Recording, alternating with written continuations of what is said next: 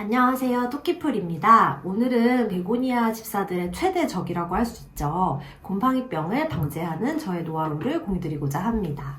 베고니아를 오래 키우신 분들이라면 아마 한 번쯤 곰팡이병의 습격에 사랑하는 아이들을 잃어본 경험이 있으실 거예요. 베고니아가 비교적 다른 병충해에는 좀 강한 편인데 유독 이 곰팡이병에 굉장히 약합니다. 제 생각에는 아마 잎면에 보송보송한 솜털이 있어서 좀 더 곰팡이병에 취약한 게 아닌가 하는 생각이 들어요.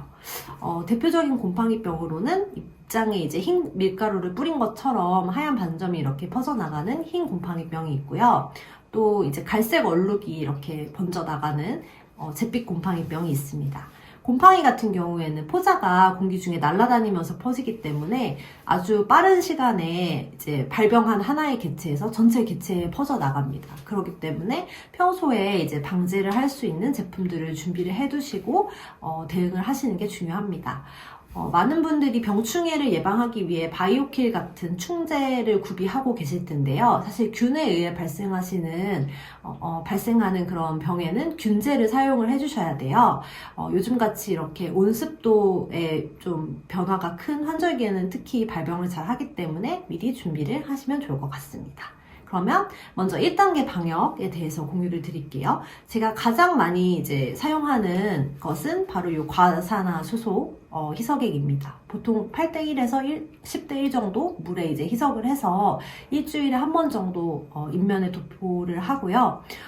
전체 이제 화분을 약간 살균한다는 느낌으로 줄기와 흙, 잎면, 그 다음에 화분까지 이제 뿌려주고 서큘레이터를 이용해서 좀 잘 말려주는 편입니다. 이제 베고니아 같은 경우는 잎면에 물기가 묻어 있으면 상하는 걸로 알려져 있거든요. 그래서 빠른 시간에 물기를 날려주시는 게 되게 중요하고요. 아주 어린 근경이나 잎 같은 경우에는 손상이 있을 수 있기 때문에 한두 시간 후에 다시 물 샤워를 시켜서 또 잘 말려주시면 그런 이제 그런 것들을 예방을 할 수가 있습니다. 그 다음으로 이제 사용하는 거는 친환경 제제입니다. 보통 살균 성분이 있는 목초액이나 편백나무액, 유황, 마늘 같은 추출물이 있는 그런 천연 추출물 제품을 많이 활용을 하시는데요. 저는 요 균킬이라는 제품을 많이 사용하고 있어요. 아마 보편적으로 많은 식물 집사분들이 사용하는 제품일 거예요.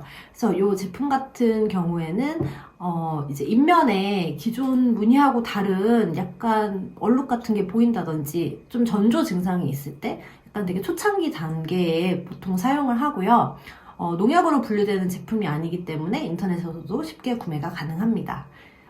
그런데 만약에 아주 조금 매일매일 물론 이제 식물들을 살펴보시겠지만 조금 진행이 된 단계에서 그런 곰팡이병을 발견하실 수도 있어요. 그런 경우에는 이렇게 농약을 사용을 해주셔야 됩니다. 사실 마지막 수단이라고 할 수 있죠. 그래서 가장 잘 알려진 농약 제품으로는 베노밀하고 다이세넴 등이 있고요.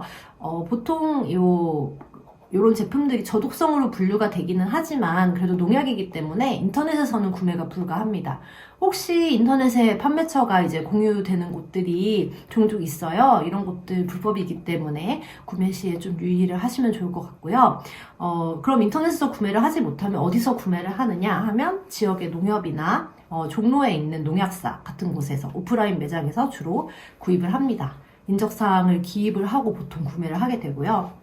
다른 농약과 마찬가지로 이렇게 병 형태의 대용량도 판매를 합니다. 근데 저 같은 경우는 이렇게 가정 원예용으로 나오는 한 포에 1g씩 소포장이 되어 있는 제품을 많이 활용을 하고 있고요. 이 제품 같은 경우는 20리터에 13g 정도 희석을 이제 권장하는 제품이기 때문에 1g 한 포는 1.5리터 물에다 희석을 해서 사용을 하시면 됩니다. 저는 요거 10포 들어있는 한 상자 8,000원에 구매를 했어요. 네. 사실 저도 베고니아를 본격적으로 키우기 전에는 한 2년 정도 그냥 과산화수소하고 친환경 제재로 이제 근근히 버텨왔어요.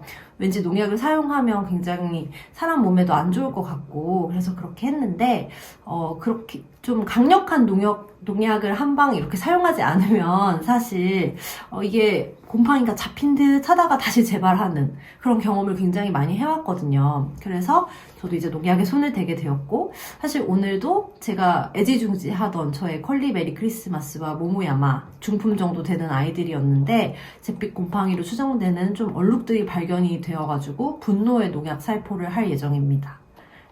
그래서 베노밀 같은 경우에는 보안경, 장갑, 방제복, 마스크 착용이 권고되는 제품입니다. 그래서 바람을 등지고 앉으셔서 도포를 해가지고 이 분무액이 도포하는 사람 방향으로 오지 않도록 그렇게 해주셔야 하고요. 저는 야외가 아닌 베란다에서 살포를 할 예정이기 때문에 서큘레이터를 등 뒤에 이제 틀어줄 예정이고 약을 다 친 후에는 베란다 문을 활짝 열고 환기를 시켜줄 예정입니다. 그러면 분노의 도포 현장도 잠시 보여드리도록 하겠습니다. 감사합니다.